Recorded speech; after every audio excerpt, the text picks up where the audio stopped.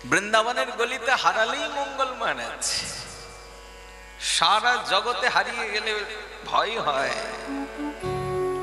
কি দুর্ভোগ হবে এই আশঙ্কা হয়।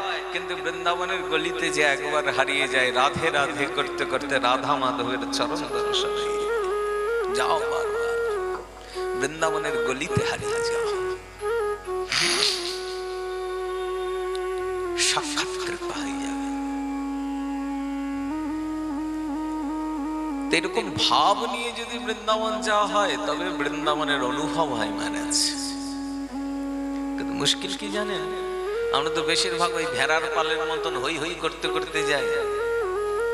কত কাজ নিয়ে বৃন্দাবন গেছে, ছেলের বউয়ের জন্য অমুক নিতে হবে, নাতির জন্য এটা নিতে হবে, পুতির জন্য সেটা নিতে হবে। ঠাকুরই দর্শন করবে না দোকানদারের কাছে গিয়ে বেচা কিনা করবে?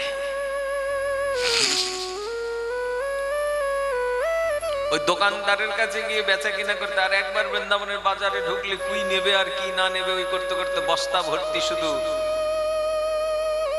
ওই জামা কাপড় উত্তরীয় কিনতে কিনতে দিন চলে যায়, ঠাকুর দর্শন হয় না মানে।